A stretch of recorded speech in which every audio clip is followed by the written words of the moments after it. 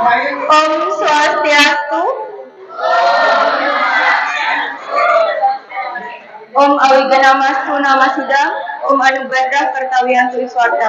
Semoga pikiran yang baik dan terang datang dari segala arah.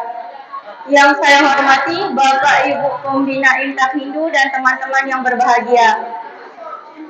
Puji syukur kita panjatkan kehadirat Tuhan Yang Maha Esa, karena atas berkat-Nya kita bisa berkumpul pada pagi hari ini. Pada kesempatan yang mulia ini, saya akan menyampaikan dalam wacana yang bertemakan sepertinya sebuah cerita sang raja dan pelayan. Sebelumnya ada yang pernah tahu nggak ceritanya atau pernah mendengar cerita raja dan pelayan? Kalau belum pernah mendengar, harap untuk tidak ribut supaya bisa mendengar dan bisa untuk merespon nanti ketika saya bertanya. Jadi cerita raja dan pelayan itu, seorang raja yang memiliki pelayan yang sangat patuh terhadapnya. Suatu hari, sang raja dan pelayan pergi berburu ke tengah hutan. Di tengah hutan, sang pelayan pun mengatakan, "Yang mulia, kita akan baik-baik saja. Tuhan itu maha baik. Semua kehendak-Nya begitu sempurna." Tidak lama kemudian setelah pelayan mengucapkan seperti itu, binatang buas pun datang untuk menyerang sang raja. Sang pelayan pun dengan sigap membunuh binatang buas tersebut. Tetapi apa yang terjadi? Yang cowok, apa yang terjadi? Ayo. Harap untuk didengarkan. Apa yang terjadi? Pelayan itu bisa untuk membunuh binatang buas tersebut, tetapi binatang tersebut sebelum dibunuh mengambil salah satu jari sang raja. Lalu sang raja pun berkata, "Bagaimana pelayanku? Tuhan itu maha baik, tetapi kenapa Dia memberikan binatang buas itu untuk mengambil salah satu jariku? Di mana Tuhan itu? Di mana kebaikannya? Kau bilang Tuhan itu maha ada. Kau bilang Tuhan itu segala kehendak-Nya selalu terlaksanakan dan sempurna. Tetapi mengapa Dia membiarkan binatang itu mengambil salah satu jariku?" Lalu sang pelayan pun mengatakan, "Tenanglah yang mulia, semua kehendak dari Tuhan itu selalu sempurna." Lalu sang raja dan pelayan pun kembali ke istana. Di istana, sang raja pun memerintahkan pengawalnya untuk memenjarakan sang pelayan. Para pengawal penjarakan dia karena dia telah memberikan binatang buas itu mengambil salah satu jariku. Dia bilang semua kehendak Tuhan itu selalu sempurna. Tapi apa buktinya? Dia bilang gitu sang raja. Lalu sang pelayan pun dipenjarakan, tapi di penjara sang pelayan tetap mengatakan Tuhan itu maha baik. Segala kehendak-Nya, segala rencananya itu selalu sempurna, begitu sempurna. Hingga 1 bulan kemudian, sang raja pergi lagi berburu ke tengah hutan, tapi sendirian. Dia pergi sendirian ke tengah hutan. Di sana, dia ketemu dengan orang-orang yang ingin menjadikannya tumbal. Tetapi ketika orang-orang yang ingin menjadikannya tumbal itu mengetahui bahwa salah satu jari sang raja itu tidak lengkap, jadi orang-orang tersebut melepaskan sang raja karena dianggap tidak sempurna untuk sebagai pengorbanan kepada dewa mereka. Jadi sang raja pun dilepaskan.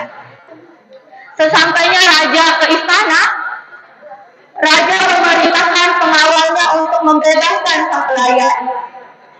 Lalu pelayan pun dibebaskan dan raja pun berbicara kepada pelayan.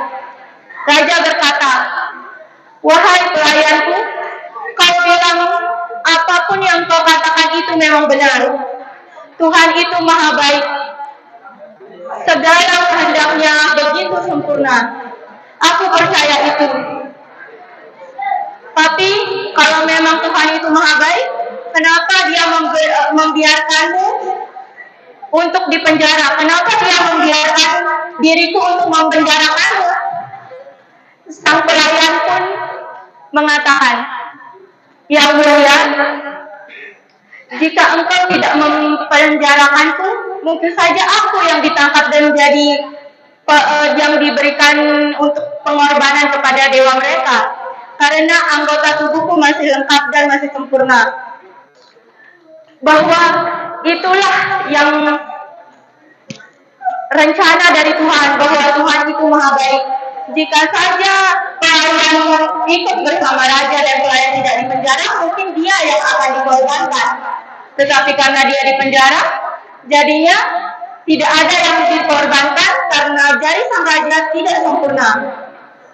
Dari kisah ini kita belajar, teman-teman, bahwa semua kehendak Tuhan itu adalah yang paling sempurna. Kita bisa mengatakan, "Oh, kenapa Tuhan tidak memberikan aku ini? Kenapa Tuhan memberikan aku hidup seperti ini? Kenapa aku beda dari teman-temanku yang lain?" Tapi percayalah, semua kehendaknya sudah diatur dengan sempurna. Karena kita tidak hidup berdasarkan keinginan kita, tetapi Tuhan punya rencana lain yang jauh lebih baik. Kita hanya bisa untuk berpikir ke depannya, tetapi Tuhan punya jalan yang berbeda. Jadi itu teman-temanku sekalian, misalnya kalian saya pengen punya uang banyak, saya pengen sukses, saya pengen kaya, tetapi kalian tidak bekerja, tidak belajar, mana mungkin kekayaan dan kesuksesan itu akan datang. Karena teman-temanku sekalian, musuh terbesar kita itu bukanlah kegagalan, tapi rasa kemalasan. Dengan rasa kemalasan kita bisa menghancurkan semua masa depan kita yang telah kita impikan, yang telah kita perjuangkan selama ini dengan satu, yaitu kemalasan. Kegagalan itu sebagai motivasi kita, tetapi kemalasan itu akan membunuh kita. Kita akan malas melakukan hal-hal yang positif karena dulu saya tidak berusaha, tetapi Tuhan tidak berkehendak. Tapi percayalah, akan ada sesuatu yang indah di kemudian hari. Siapapun yang mau bertahan melewati rintangan yang diberikan oleh Tuhan, pasti akan membawakan hasil. Jadi untuk teman-teman sekalian, janganlah pernah menyerah, karena kesuksesan kita itu akan selalu datang dari usaha dan doa kita. Usaha dan doa itu selalu beriringan. Tidak mungkin akan tercapai kalau kita hanya berdoa saja tanpa melakukan apapun. Dan tidak mungkin akan tercapai kalau kita hanya berdoa saja. Jadi usaha dan doa itu selalu beriringan. Jika memang belum tercapai, mungkin ada yang lebih baik. Percayalah, Tuhan itu maha baik. Tuhan tahu apa yang terbaik dalam hidupmu. Selalu katakan, Tuhan itu maha baik.